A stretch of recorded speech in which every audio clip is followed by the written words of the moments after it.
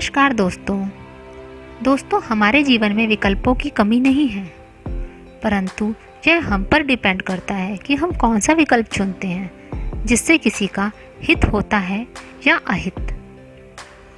बुद्ध के जीवन से जुड़ी एक छोटी सी घटना सुनाती हूँ जो हम सबको एक बड़ी सीख देगी। गुरुकुल की शिक्षा के बाद यह निर्णय लेने के लिए कि सभी विद्यार्थियों में सबसे अच्छा धनुर्धर कौन है, एक प्रतियोगिता तय की जाती है। सभी विद्यार्थी इस प्रतियोगिता में भाग लेते हैं। देवदत्त व सिद्धार्थ भी इस प्रतियोगिता में भाग लेते हैं। माना जाता है कि ये दोनों ही सबसे अच्छे धनुर्धर हैं। प्रतियोगिता आरंभ होती है। एक पक्षी को आकाश में उड़ाया गया और एक धनुर्धर को बोला गया कि इस पक्षी पर निशाना लगाओ। सिद्धार्थ यह सब देखकर बड़े दुखी होते हैं क्योंकि वह किसी को दुख नहीं पहुंचाना चाहते। सभी प्रतियोगियों के बाद अब देवदत्त व सिद्धार्थ रह जाते हैं। सिद्धार्थ से पहले देवदत्त आते हैं। सिद्धार्थ जानते थे कि देवदत्त का निशाना बहुत अच्छा है, इसलिए जैसे ही देवदत्त पक्षी पर निशाना लगाने लगते हैं, सिद्धार्थ उन्हें रोक देते हैं और कहते हैं कि क्या गुरुदेव, हम पक्षी की जगह किसी और चीज को निशाना नहीं बना सकते? सिद्धार्थ कहते हैं कि हमें अपनी काबिलियत को साबित करने के लिए किसी निर्दोष पक्षी की जान लेनी जरूरी है।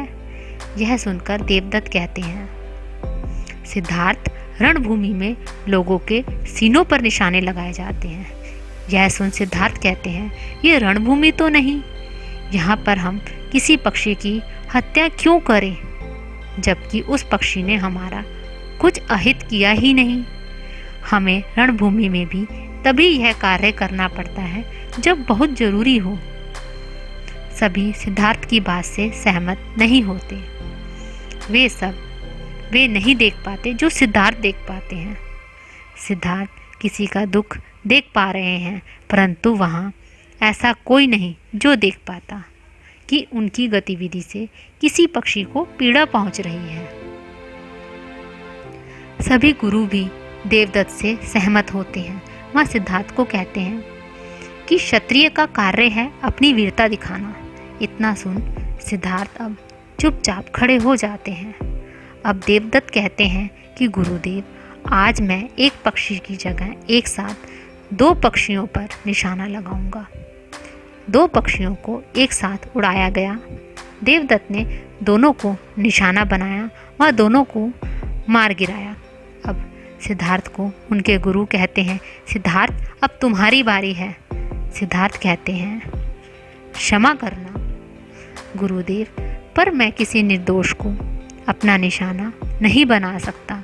मैं अपनी काबिलियत साबित करने के लिए किसी निर्दोष की जान नहीं ले सकता। सिद्धार्थ के गुरु उन्हें कहते हैं कि सिद्धार्थ, तुम्हें ये करना ही होगा, ये मेरा आदेश है। सिद्धार्थ उन्हें कहते हैं कि क्या लक्ष्य कोई और नहीं हो सकता अपनी काबिलियत दिखाने का? साथ खड़े गुरुदेव कहते हैं कि हाँ, हो सकता है। सिद्धार्थ जाते हैं, वहाँ देवदत्त के गले में माला का एक मोती निकालते हैं और देवदत्त से बोलते हैं कि इस मोती को लो और जितना बल हो सके उतने बल से आप इसे ऊपर की ओर फेंकें। देवदत्त सिद्धार्थ से कहते हैं कि क्यों अपना उपहास बनाना चाहते हो? क्या तुम्हें लगता है कि तुम इस मोती को भेद पाओगे? देवदत्त कहते हैं कि अगर तुम्हारी यही इच्छा है तो ये लो।